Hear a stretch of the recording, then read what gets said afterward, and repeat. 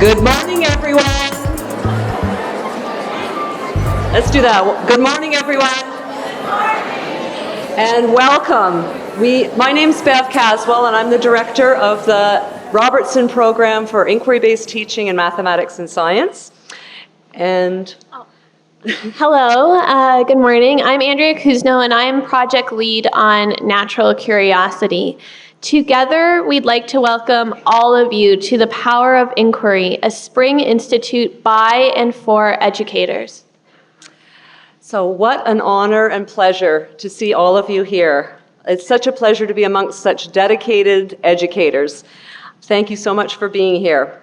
What a testament to the professionalism, dedication, and commitment you have for the children in your care and the passion you have for teaching that's shared in this room. There's a real buzz in the room.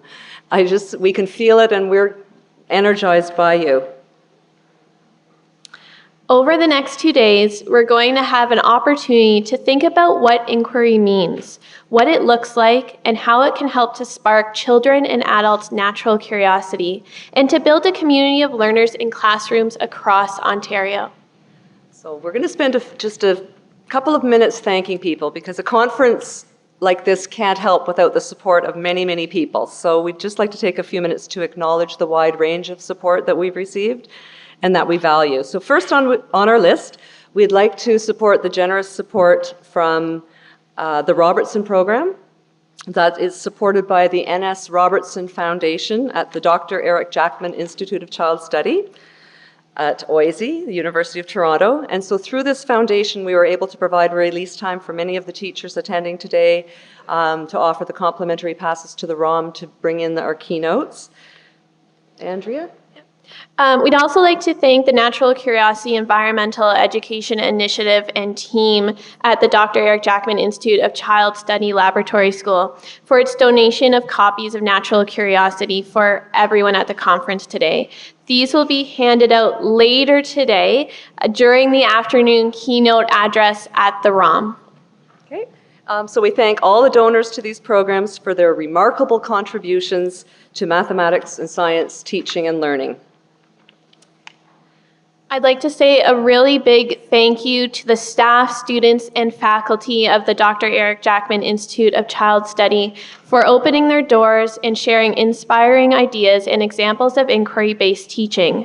If you would like to share your own ideas and what you do in your own classrooms today to get students outside, please visit Janice from World Wildlife Fund. She set up outside. So after our keynote address this morning, please visit her and she'll give you some information about how you can do that. Okay. And I'd also really like to thank the planning team of the conference. And that was under the leadership of Diana Chang. So where's Diana? Because we really need to give Diana a big hand. She's likely not here, but we'll tell her about it. She's somewhere in the building.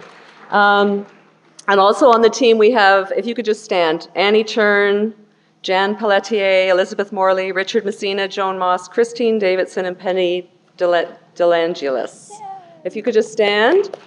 Okay, there they are, planning team, yay. And where is Jan? We have our director, so if you could just give a little welcome from the Institute of Child Study.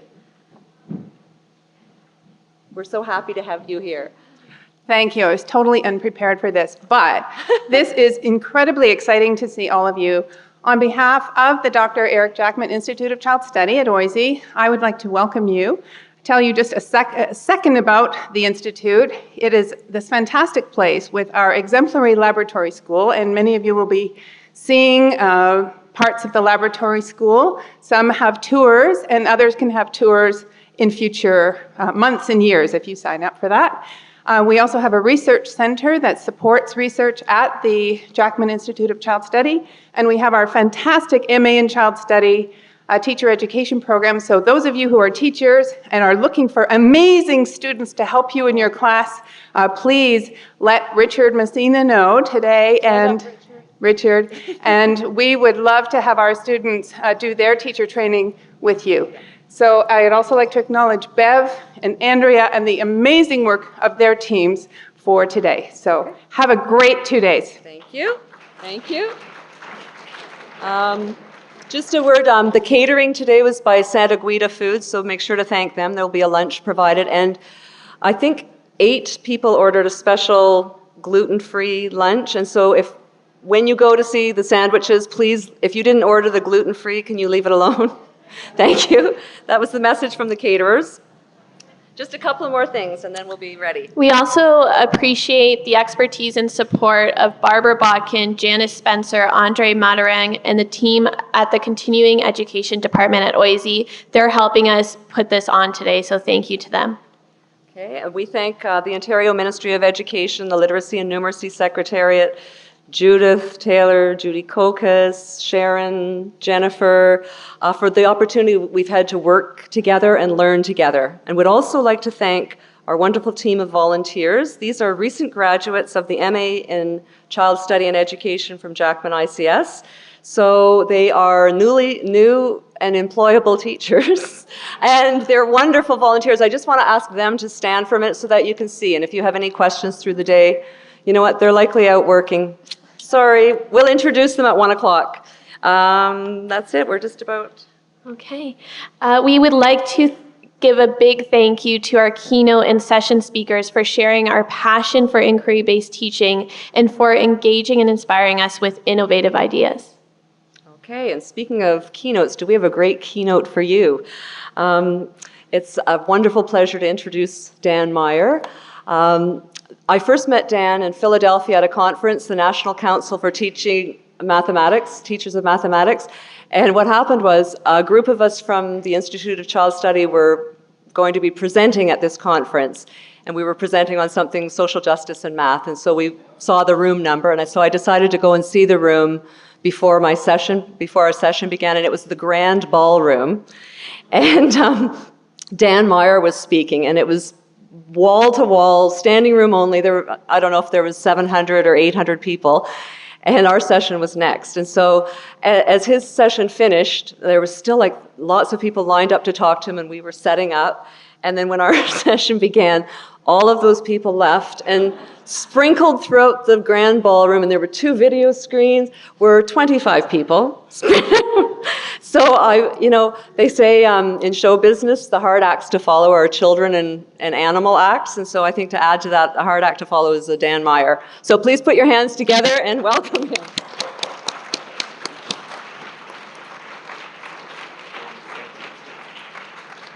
Thanks very much. Thank you guys for being here, for taking the time out from classes and whatnot, getting supply teachers, and demonstrating your commitment to inquiry here. I want to chat about one particular kind of inquiry task, the real world task, word problem tasks. It seems as though we have fought word problems to a draw, you and I. We accept that students won't ever like them, but we hope that with enough practice and experience, they might just get competent at them. We've been locked in that draw for as long as I've been in this profession, probably as long or longer than I've been alive. Many of us, I think, are comfortable or at least have accepted that draw. So has it been, so shall it always be. Math isn't always fun. Some parts are hard. We just got to deal with that, is the prevailing attitude sometimes.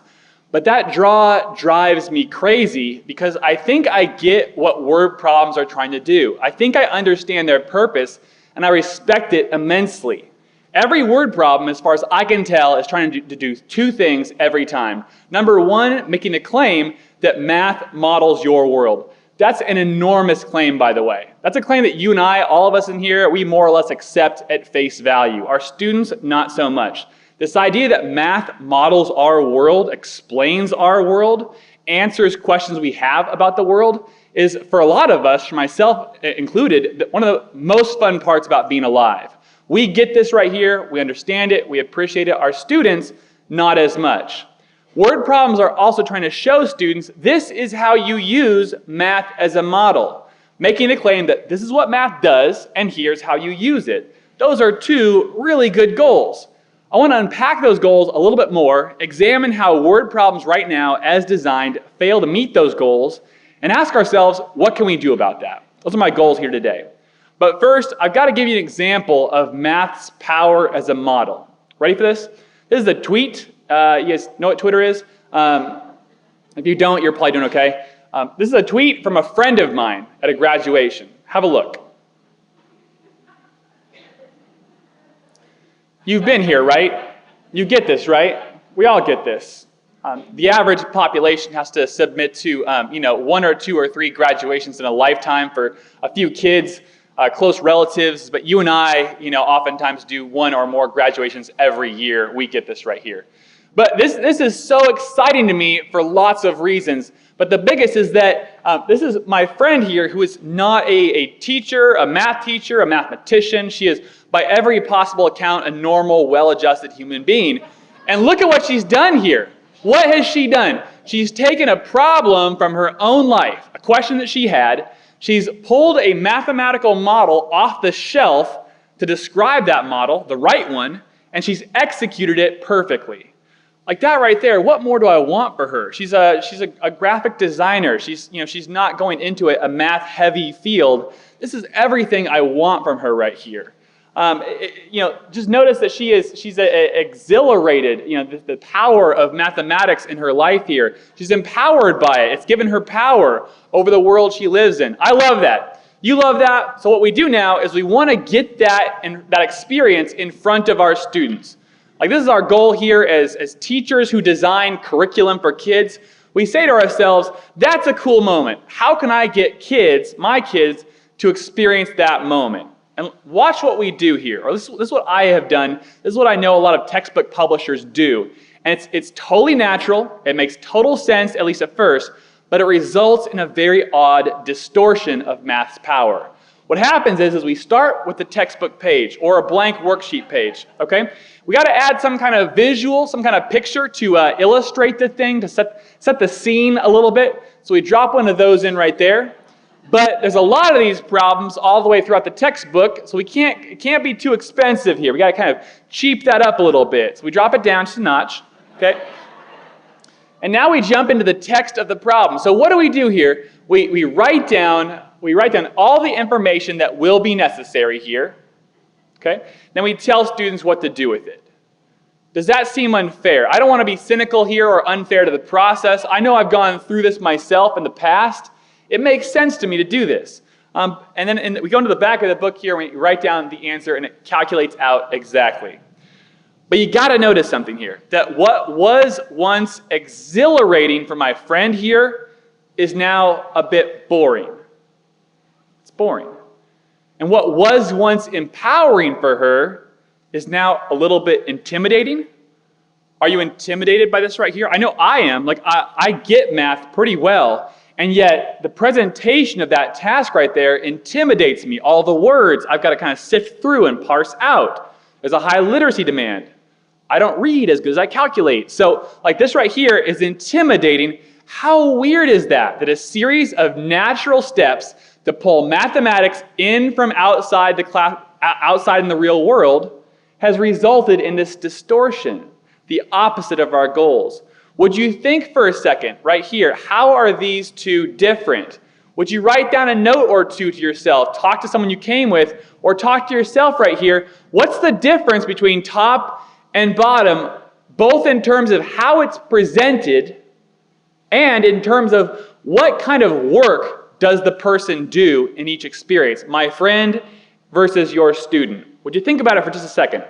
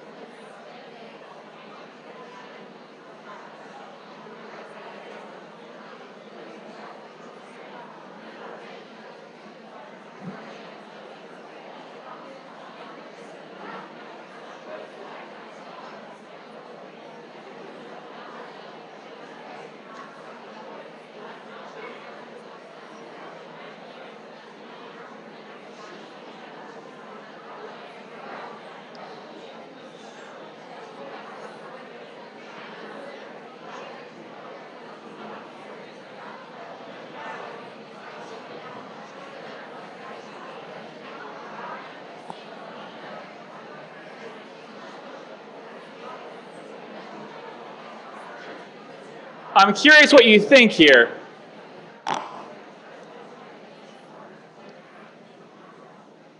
Why is one so different? What's an observation? Can you holler it? Is this room conducive to hollering, I wonder? I haven't tried this out. Legitimate purpose. So my friend here had a legitimate personal purpose for the math, whereas this is more of an assignment for the student.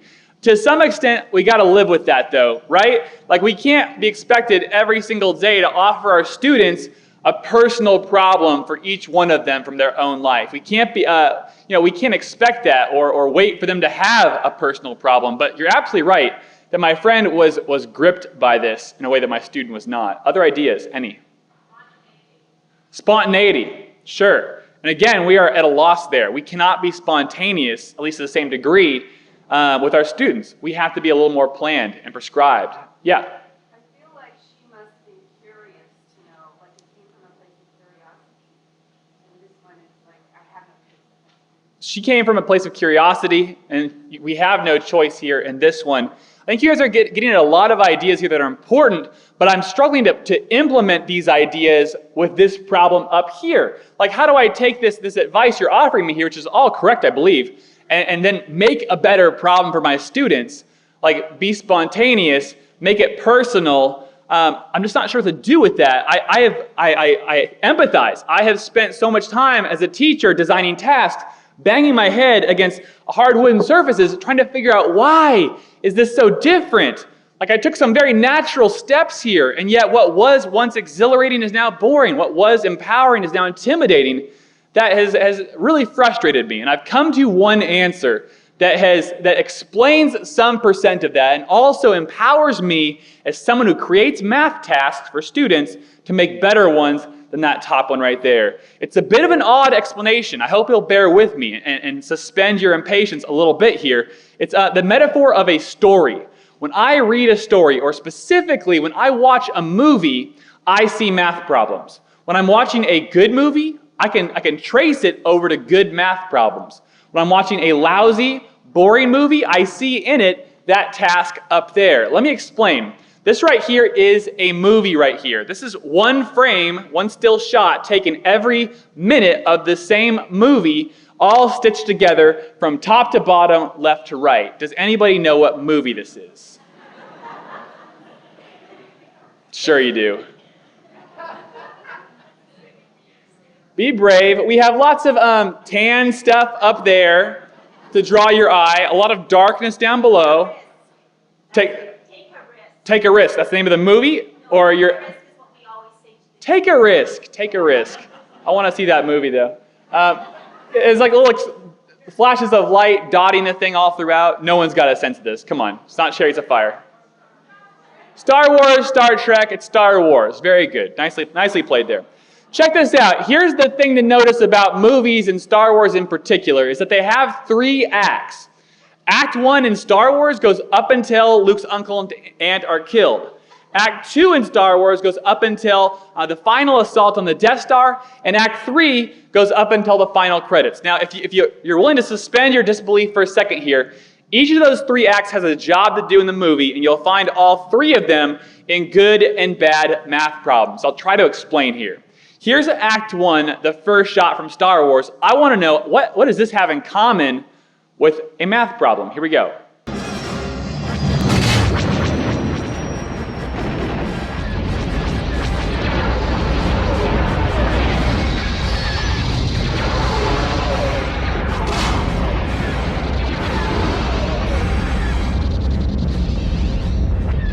Just like a math problem, right?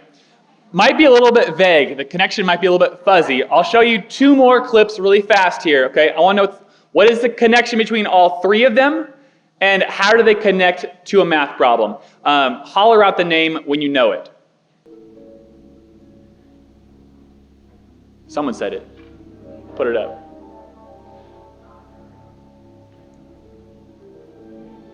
Last one.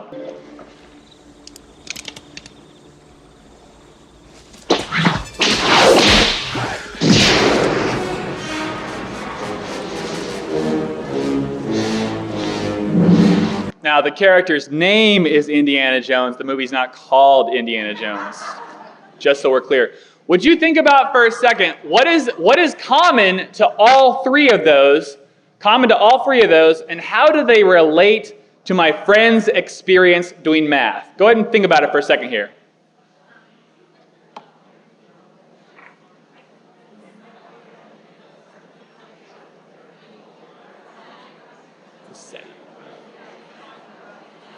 Say more about that.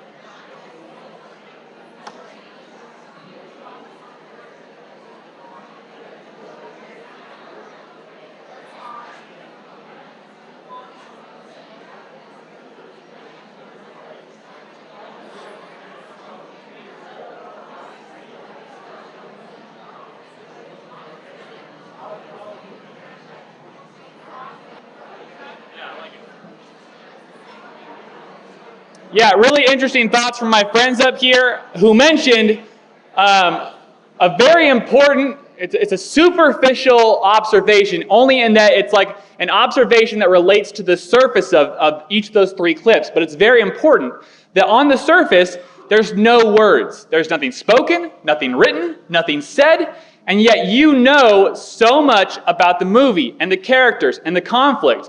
There's this David versus Goliath thing in Star Wars, the big ship chasing the small ship, pounding away at it. There's this weird, in Jaws, this weird camera angle from below the lady swimmer. Whose point of view is that below the lady swimmer, right? So you know someone's about to get munched. In this shot right here, you know so much about Indiana Jones, even though there's no words to read describing it. There's no narrator saying, this is Indiana Jones. He's calm, cool, and good with a whip. Like, no one says that. There's no need to say that. It's all conveyed visually. That's super important. There's this element of suspense, of being dropped into the action, of wondering questions about things that these movies all try to evoke in the first act here. There's also this bit right here that's important. This right here is the hero of Jaws. The hero of Jaws has a job to do. Every day in this movie, wakes up, has the job to do. Every decision he makes throughout the movie, he weighs it against the question, will this help me get my job done? What is the job that he has to do in this movie? Don't overthink it here. Like, don't overthink it. It's like three words, kill the shark, that propel a 90-minute movie. No one is unclear ever, either in the movie or watching the movie, what the point of the movie is. Kill the shark. That is the hook, the job of the main character there. You've been super patient here with this movie thing. Let's jump back into my friend's experience. You get that she had an Act 1. It was multisensory. It was visual. There was very low literacy required, and right away, she had a kill the shark moment. What was her hook? What was her job that she gave herself? Like, yeah, how long do I have? Can I leave? Like, it was right there in her head the entire time, governing all of her decisions and actions right there. That's her Act 1. There's an Act 1 here also, but it's different in crucial ways. Like, it's visual, but it's not visual, and it's boring, but it's not boring in the sense that my friend was bored and it motivated her to action. It's boring in that it motivates you to close the book. Okay, but it's also interesting in the task itself here, where is the kill the shark moment? Where is the Act 1 hook? It's at the very end, which for a lot of teachers that I work with, and myself included, is not a big deal. Like, a lot of my colleagues and I, we got into math teaching because we are good at these kind of problems. Like, we know how to look to the very end for the task and get that done. We're fine with that. We don't get how weird this is, though. Imagine instead you're watching a movie in a theater, right? And for 80 minutes, you have no idea why anybody on the screen is doing anything they're doing. And then in the last 10 minutes, you realize, oh, they're trying to kill the shark. Got it. Why didn't someone tell me earlier? This movie would have made a lot more sense. I put it to you, it's the same kind of thing here where students, many of whom struggle to read, are making their way through this task right here, slowly, painstakingly, no idea why they're doing any of it. They're saying the principal at Concord High School's graduation reads names. They're doing that. They don't know why they're reading that until the very end. That's odd. And movies help us see how odd that is. Visuals, this opening a problem with a visual has a certain power that I can't quite put my finger on. But I like the effect it has. Like this right here, there's no words, and yet we are all in this room wondering something close to the same question. Oh, sure, there's other folks wondering, how high is the ball right now? But a lot of us are wondering, will the ball go in the hoop? It feels kind of natural, and I didn't have to say it. And what's awfully cool about movies, they drop you into the middle of the action, and you are forced to speculate and wonder. And I say forced, but you are enticed to. Who is this character, Indiana Jones? Why is he so good at that whip? What is he seeking out? You are speculating and guessing. And the same is true here. How are you not guessing to yourself right now, do I think that ball is going in or not? Can I ask you for a show of hands? Raise a hand up if that ball is going in. Raise a hand up if that ball is not going in. We're about 50-50. It tilts a bit towards the not going inside, just for the record there. Okay? That's Act 1. We have this visual, very few words. We have this hook, a job to do. Act 2 is tough stuff. Act 2 is where we, the heroes of our math problem or of the movie, go and get our tools, information, and resources to get the job done from Act 1. Tools, information, and resources. So right here, we have all of that. What's the tool right here? The lightsaber, the sword. Oh dear, oh dear. Wish I hadn't heard that. I'm off my game now. It's all right, it's okay. See me afterwards. The lightsaber is your tool. The resources that you need. Luke is our hero. His resources, he got himself a ship, a robot, some friends, a Wookiee, and then the information he needs is like the Force, right? And it's really important here to point out, in our focus on inquiry-based mathematics, it's so easy for us to really cast a stern eye and a frown on lecturing, on the role of the teacher as someone who can explain. Oftentimes, and I'm guilty of this, we minimize our role as someone who can help, taking ourselves fully out and saying, well, I never say anything to students, I just ask questions. But you've got to balance that. If that's your conviction, you've got to balance that with the fact that in this movie, we have a lecturer. And he's not the kind of lecturer that people get bored in. Like when I lecture for 20 minutes at the board, it's the kind of lecturer that people want to hear from. All this character does the entire movie is lecture. Who's the character? Obi-Wan. Remember, a Jedi can feel the Force flowing through him. Your eyes can deceive you. Don't trust them. Stretch out with your feelings. Use the Force, Luke. All he does is lecture the entire movie. So if you've come to this idea that lecture equals bad all the time, you got to balance that against the idea like Luke wants the lecture. So what's that about? Can you come up with a few ideas here? Think to yourself, what are the differences between Obi-Wan's lectures and the stereotypical math class lecture that people are bored by and don't enjoy? Think about it for a second, would you?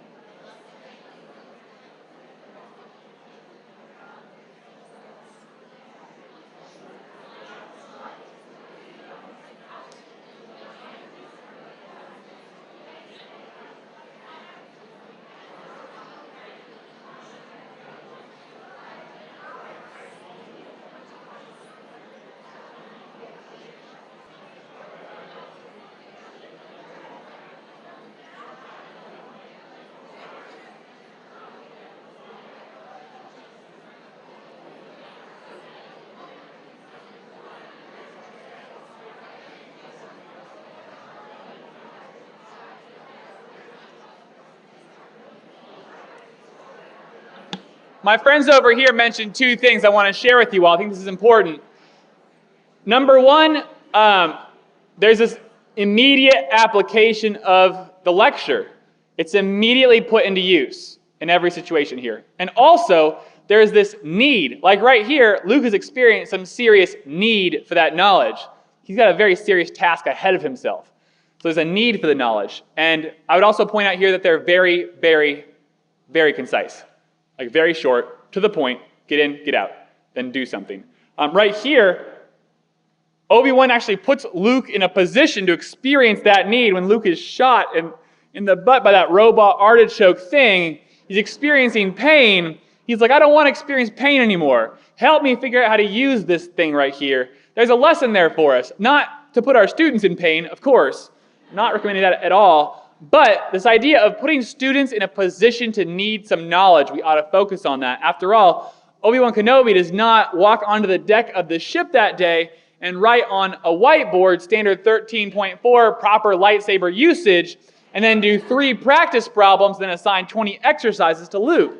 That's an older model that would result in Luke being bored and not wanting to know how to use a lightsaber.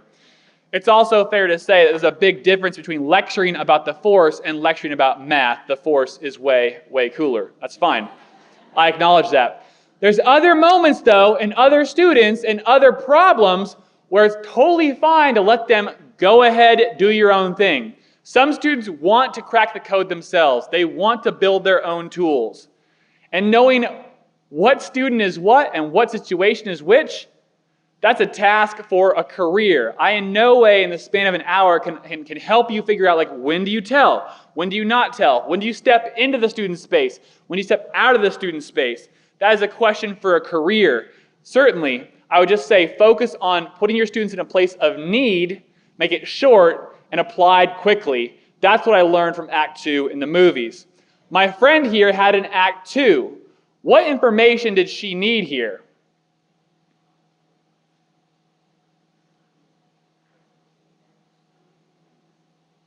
She needed the rate of names spoken and the total number of names.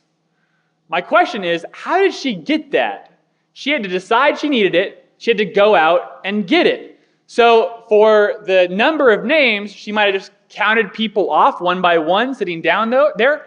Probably not. Probably she used that program and counted names there. Much easier in that sense. To get the rate of names per minute there, like what could she have done there? What would you have done? Perhaps used your watch and timed off some names, like a minute's worth of names or 10 names worth, and then divided. She had to decide what she needed and then go out and get it. What mathematical tool, remember I said it's all about tools, information, and resources.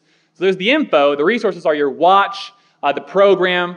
The mathematical tool she used here was rates and proportions. All of that happened after Act 1, after she was good and perplexed by a question. Then she knew why she wanted to go out and get that stuff. Contrast that with this right here, which is so interesting to me, that not only it tells you what information you need here, it tells you you're going to need rate and number of names, and then it just gives it to you. Whereas my friend underwent the really interesting, energizing, practical problem of how do I get information I need, of using the program, of timing off names. If we want our students, like no one really knows, I don't think, like how to transfer. The question of transfer is such a big one. How do we transfer our math classes into the world out there for our students? That's a big question. I'm not saying this is a guarantee, that this whole like asking students, what info do you need and how would you get it? I'm saying this will guarantee they won't be able to transfer it. Not giving them the shot to think about, well, how would I get that info? I know what I need, but how would I get that? Like, how do we expect them to go outside the classroom door and then put this math into application? I just don't know how it'll happen. So it gives that info right there. It tells you what you need, and it gives it to you. There's this right here. Like, once we have this question in our head, I want you to think about this. What mathematical tools would we use to answer our question, will the ball go in the hoop? What mathematical questions would we use? Or tools, rather. What concepts?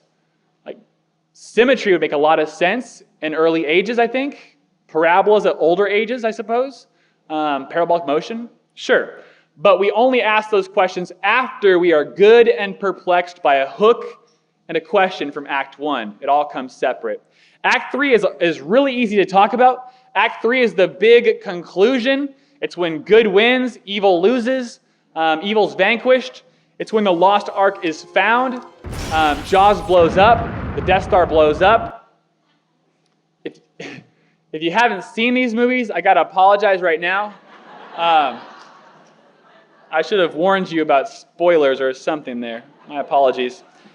My friend had an Act 3, and it wasn't perhaps as exciting as Jaws blowing up, but she had this moment of catharsis, this resolution, this, I'm done moment. What was her Act 3? Well, think about this here. She's done all this math. It's 1 p.m. right now, 36 minutes. If math works, if math truly is a model for my world, as my teacher said it was, this graduation should be wrapping up right around 1:36. And she's saying to herself, I'll be generous and give it plus or minus a couple minutes. Like, math doesn't always work out perfectly in the world, but it had better finish up soon. And so she is in suspense as she waits. And 1:15 rolls around, and it is not showing any signs of ending this graduation, this horrible graduation. Finally, 1:30 shows up, and it's like, okay. 1:34 hits, and it's done, and she says to herself, my word, math has real power in my life, and my teacher showed me how to use it. That's her Act 3. Contrast that with this right here. What's the Act 3 in the textbook? Right. It's the answer in the back of the book, which is different in so many ways. Like, this is fine if you're like us right here and you believe that math works. You don't need to be convinced, which is fine. This is not convincing if you aren't already convinced. There's two issues here. One is it's just not very bombastic. It's not very visual or worthy of suspense as my friend's was. I mean, to drive this home, watch the end of Star Wars one more time. Check this out. You're all clear, kid. Now let's blow this thing and go home.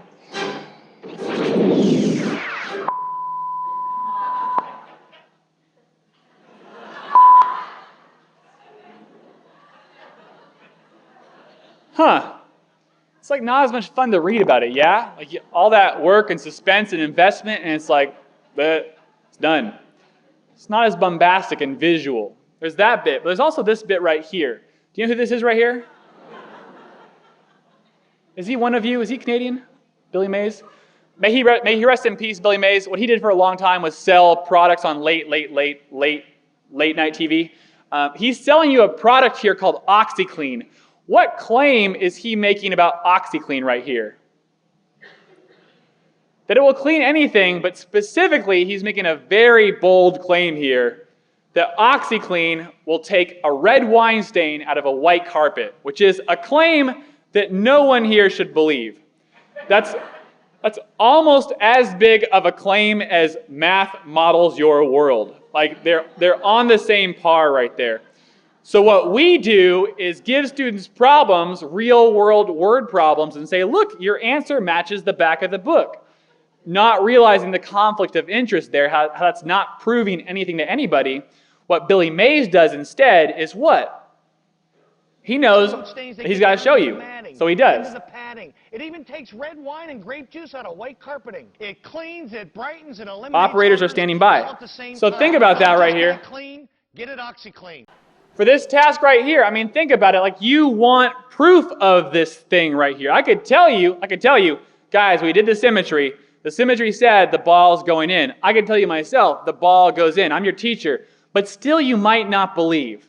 Like, of course I would say that. I'm a salesperson for mathematics. Of course I'll say my product works. Okay, but you know, like, I know what you want to see to prove to yourself the ball goes in. So I show it to you. The ball goes in. Right? Right? Huh? You guys feel me here? You get it?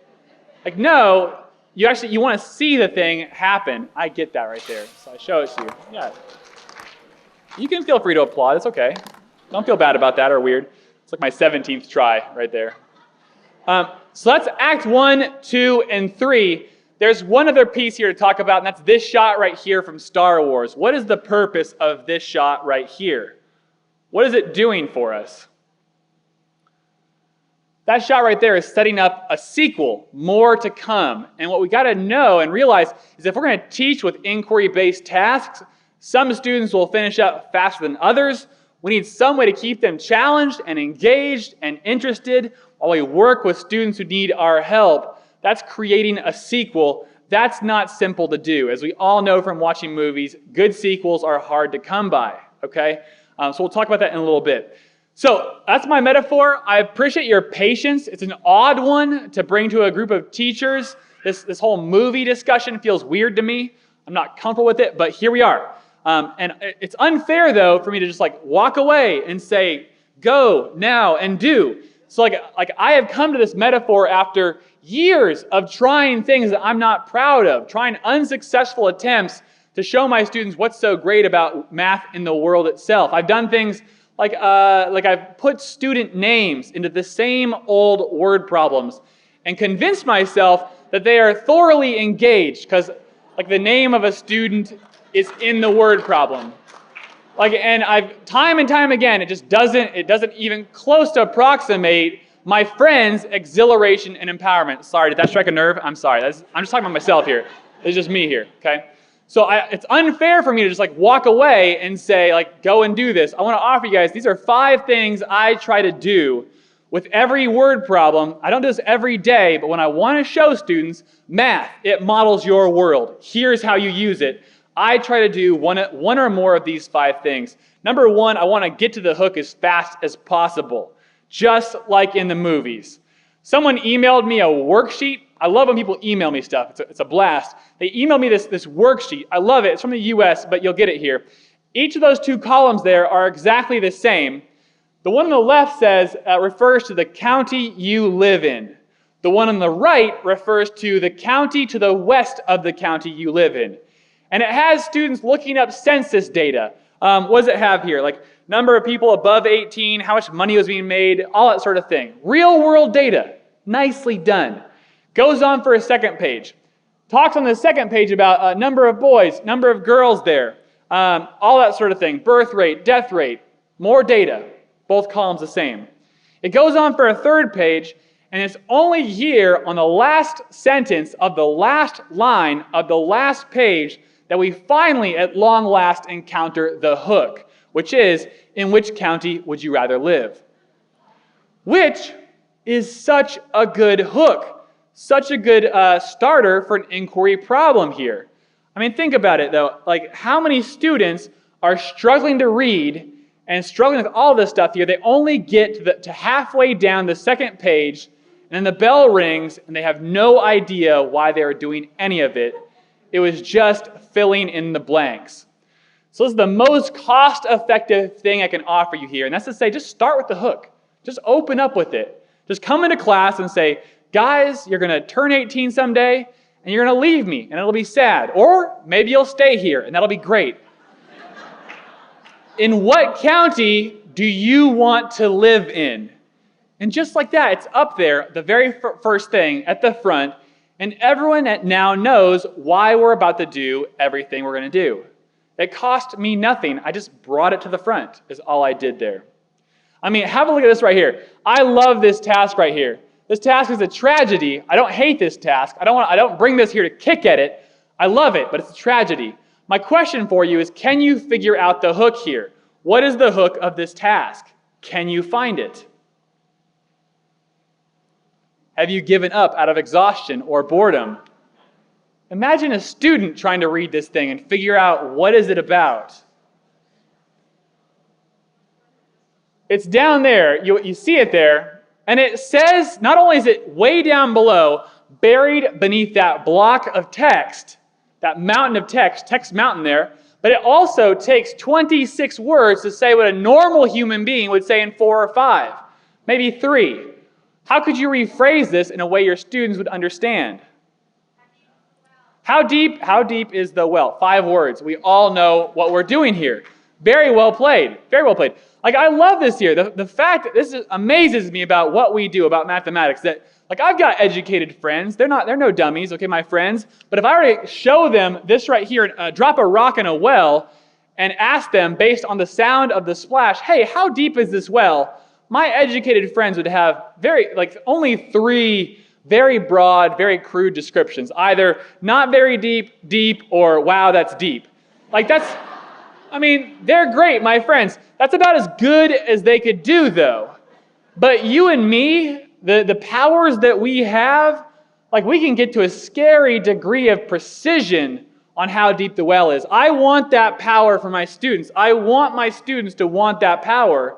I can't think of a better way to make them run in terror from that amazing power than to present it like this right here. So what do? We just bring the hook to the front and say, how deep is the well?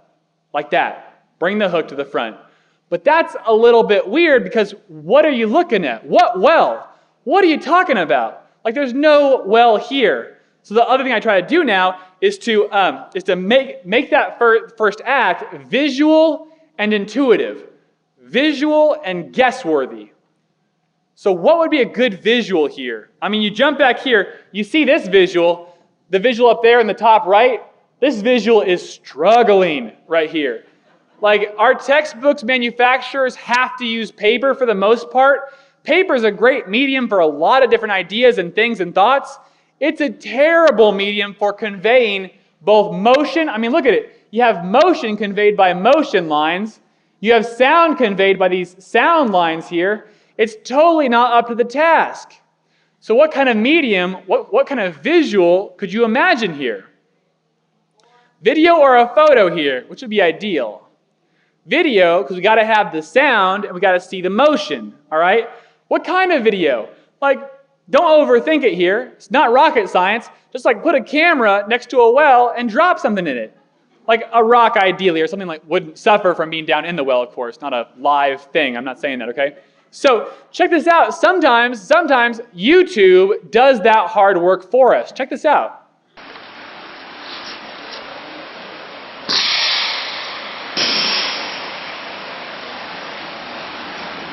Good.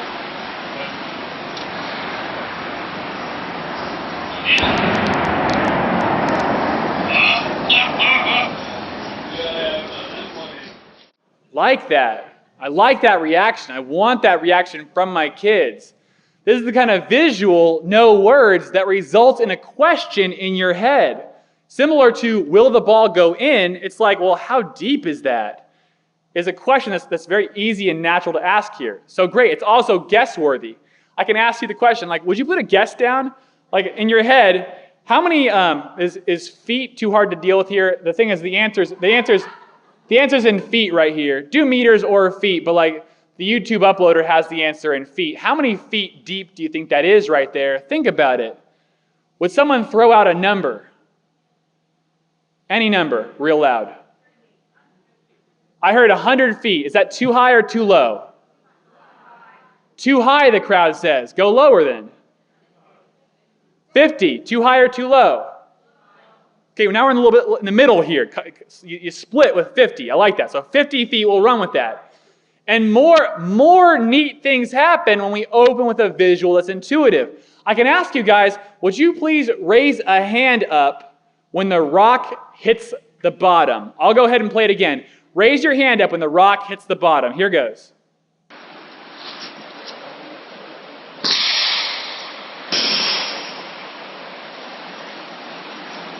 Good.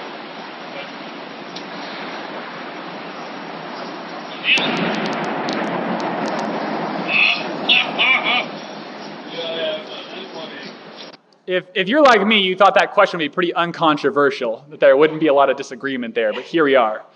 So let me suggest a couple things here. Number one, the rock bounces off the side twice, I think. Dink, dink, okay? But then there's this weird moment, very awkward for me, where I was raising my hand alone, and then a whole bunch of people raise your hand on that big boom. And I want to suggest to you that you guys answered a different question perfectly than the one that I asked. If you raised your hand on the big boom, you answered a different question perfectly.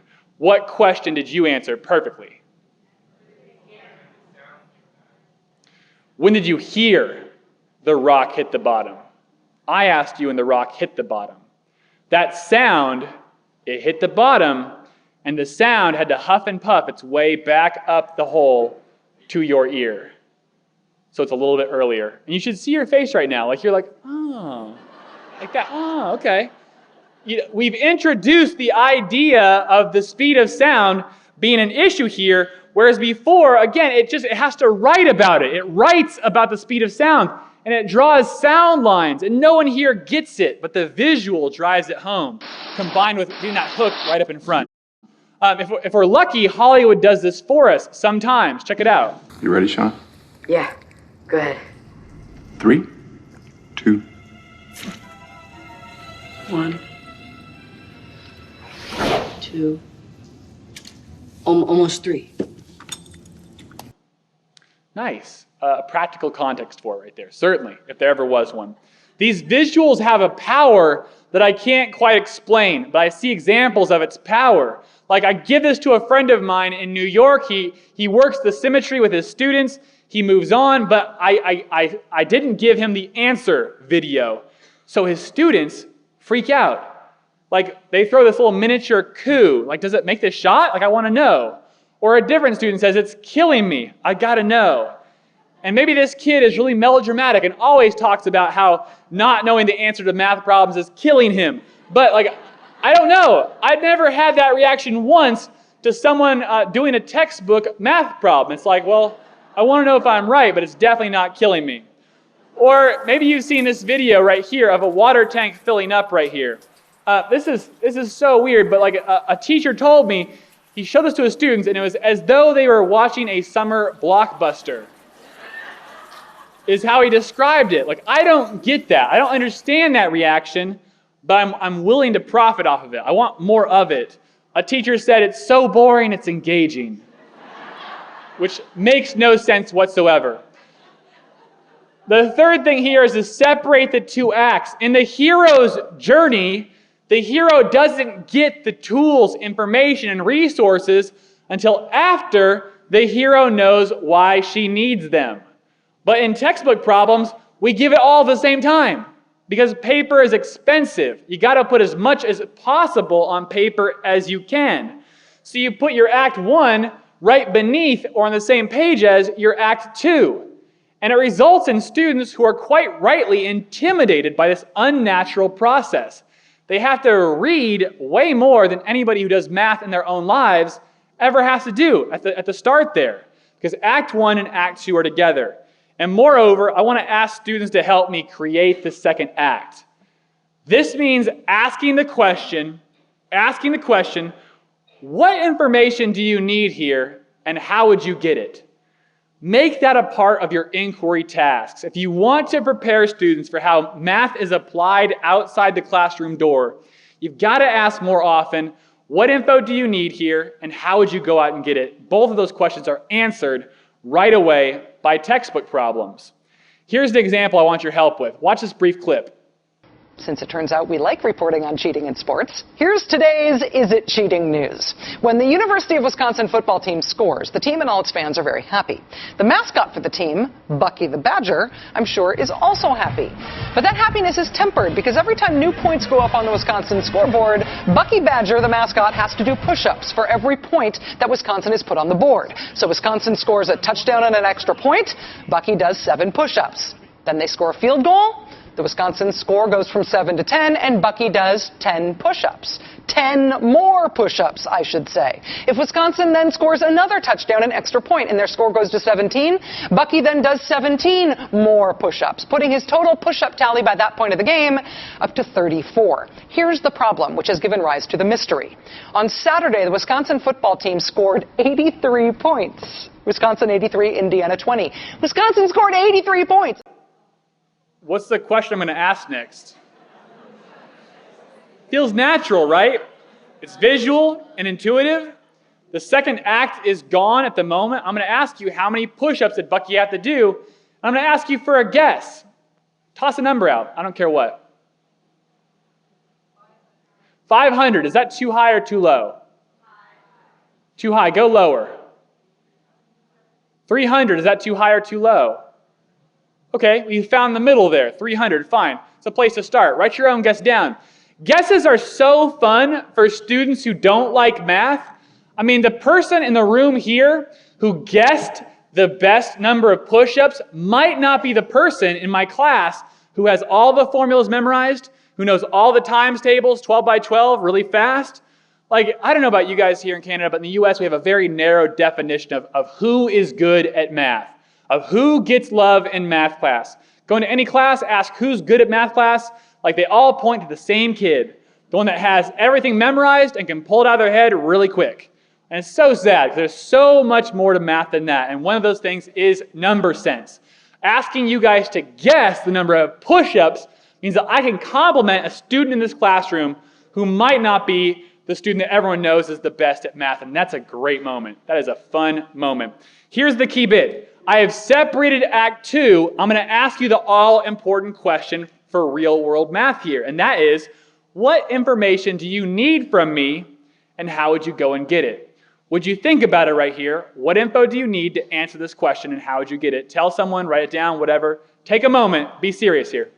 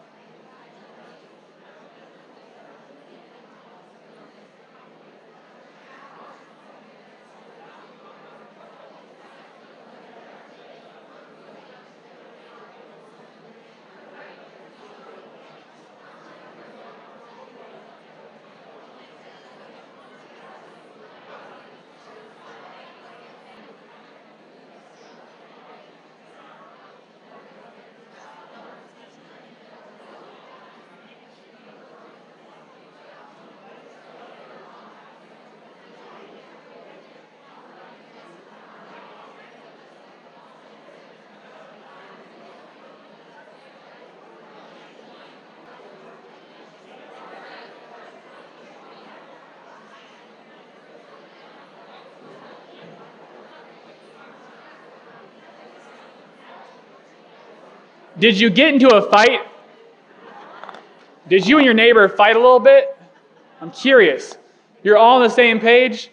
My colleague told me over here that, first of all, we would need to know perhaps some basic context around football, which is totally fair. Like, I don't want to lock anybody out of a real-world task because you've never dropped a rock into a well or shot a basketball or watched a football game. Totally fine and fair.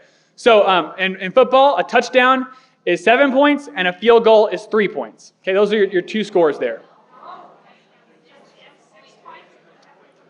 Oh, I'm dealing with a much more sophisticated football crowd here. I apologize. Okay. And then there's a 2-point safety. Are you trying to confuse everybody here, ma'am?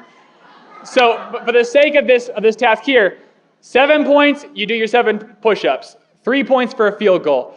Someone told me, a lot of folks told me, I would need to know how many of each kind there were. So 11 touchdowns and 2 field goals. 11 touchdowns, 2 field goals. Okay. So if you guys had to right now, could you calculate the total number of push-ups that Bucky did? You could do that. I'm getting a few no's. I want to give the no's a moment here. Why not? Everyone else, pipe down for a second, huh? I heard no's over here. You need to know the order. Now you're just being greedy. I mean, I can get you the order. I can get it for you, but I'd have to go do some research, which I'm happy to do. I'm happy to do that research, but you'd have to really prove to me you needed the order. I mean, like, we all know that addition is commutative, right? Like, that's the word for it. 3 plus 7, 7 plus 3, 3 plus 7, 7 plus 3, all 10, right? What am I missing here? Does that make sense? Order doesn't matter. Oops, excuse me. 11 touchdowns, 2 field goals. So that's all you need. We still haven't convinced some people. Why? Because it's multiplicative, but we're adding stuff. Can you prove to me, someone who is doubting why order matters? Order does matter. Can you prove to me? Since it turns out we like reporting on cheating in sports, here's today's Is It Cheating news. When the University of Wisconsin football team scores, I can't fast forward. I apologize. That's my technical difficulty there. So here it comes. It's coming up. I can't pause it either, so make your case here in a second. It's going to happen fast. Let's agree, those are not push-ups. Those aren't boy push-ups, not girl push-ups, those are badger push-ups there.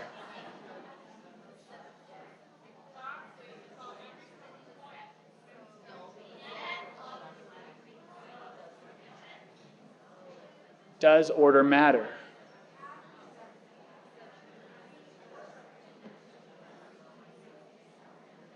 How could you prove it to me?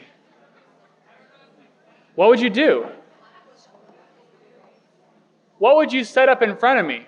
How would you make your case? You could do 11 touchdowns, 2 field goals, and then do 2 field goals, 11 touchdowns, and if the numbers are different, say, we need to know order. But that's a lot of work. Mathematicians are lazy creatures, prefer to think hard, not work hard. So what could we do here to be faster? What equation, please?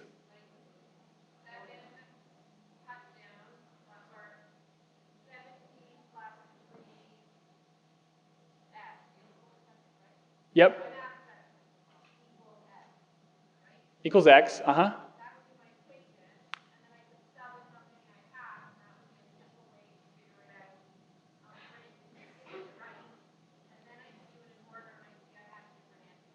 So, that would be assuming no order. Your equation would assume no order. That's the issue there. Imagine this, 7 and 3. Imagine that Bucky scores 7 points. How many push-ups is that? Okay, scores 3 points. How many total points is that? Add that up, so that's 10 push-ups. How many total push-ups after a touchdown and a field goal? 17. Now flip them. They score a field goal, 3 points. How many push-ups? The touchdown results in 10 points. How many total field goals there?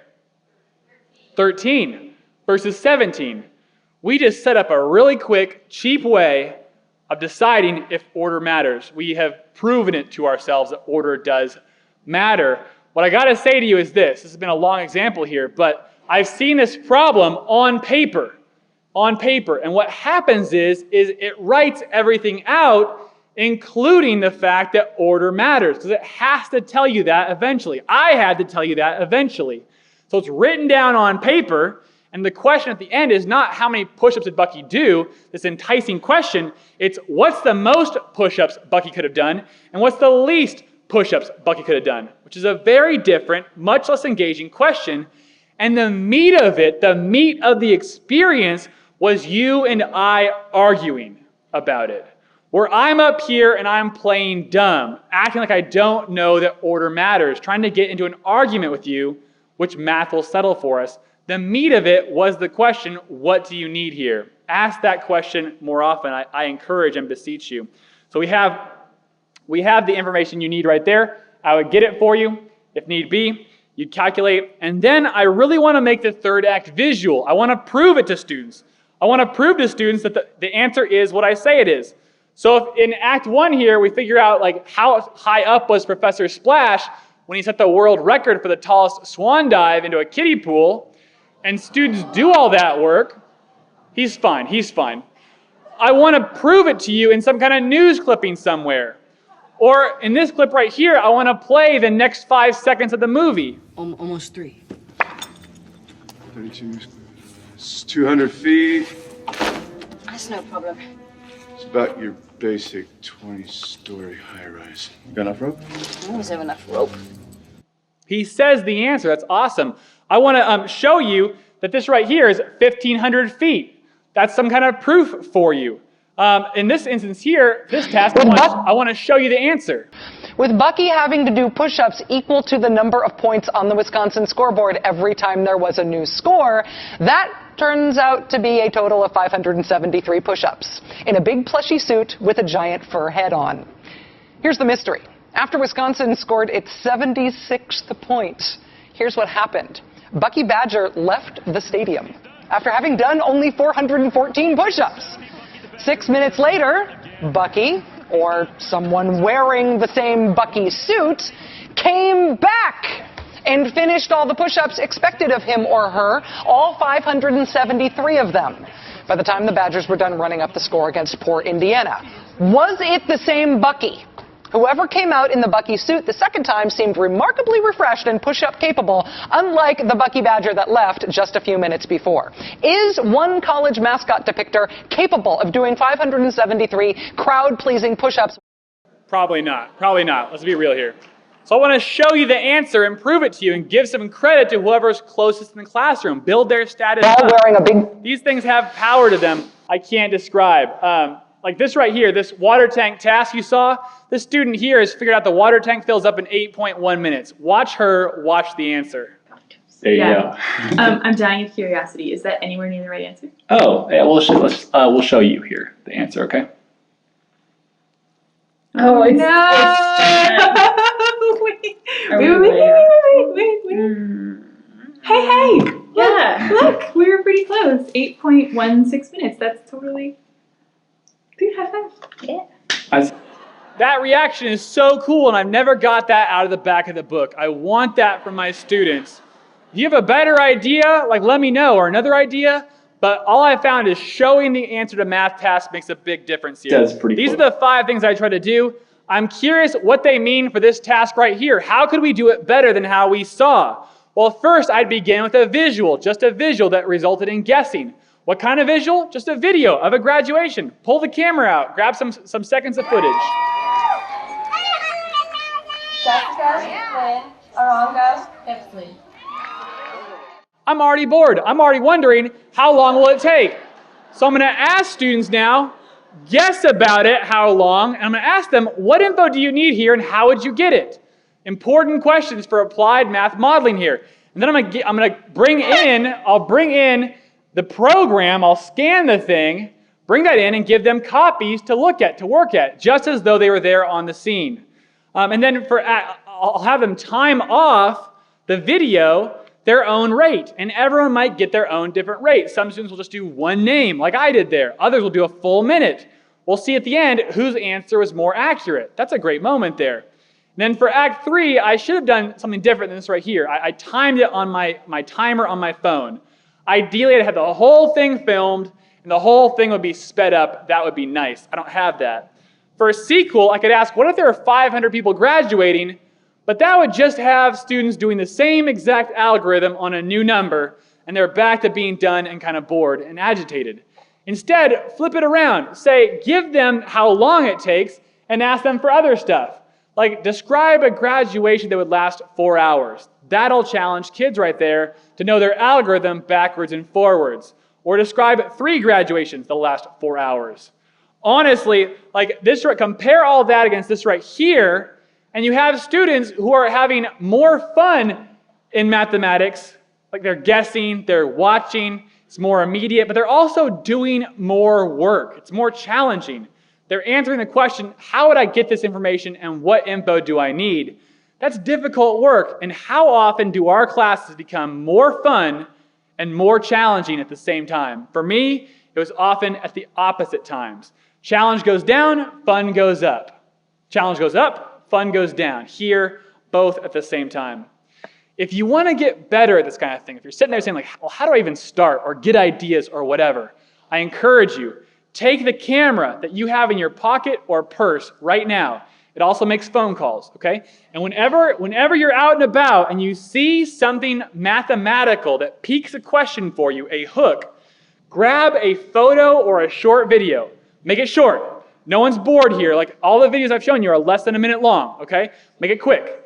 And then once you have that photo, show it to somebody, a spouse, a department colleague, whatever, and ask, what's the first question that comes to your mind, if any? If none, that's fine. And just kick around some questions. What popped for you here? And if nothing, that's great news. I should go out and reshoot that photo or try again. And it makes a profound difference. I mean, I have workshop participants say, like, it trains my eye. After one exercise, they're already getting stronger. Or I'm finding more and more math around me. It pokes in my head when I least expect it. Stuff like this happens, which is so cool. Like someone sends in this photo right here. Like, what's the first question that comes to your mind, if any? Like the question, how many, is so hard to resist right here for me. Like this is a strong capture. So I asked the guy, like, so what happened there? Can you share with me, like, how'd you get that? It was pulling out of the parking lot or what? And the guy says, no, that's not how that went down.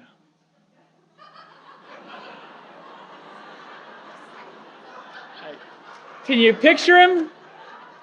How many laws he's breaking for the sake of getting that photo? Like I keep a certain weird set of professional heroes, and that guy is definitely one of them right there. I mean, check it out. I mean, bottom line here, guys, if you want students to enjoy inquiry word problems, focus on Act 1. Focus on guessing, on a visual, on few words. If you want them to get good at inquiry word problems, focus on Act 2, asking the question, what info do you need here, and how would you get it? Act 1 and Act 2. Because really, like, we are in such a privileged position to share with students that, number one, math models your world, and number two, we can show you how to use that model. That's a privileged job we have to share that with students. I do that for free most of the time right there, and it's been a privilege talking with you all. Thanks for your time, and have a great conference. Thank you. Thank you.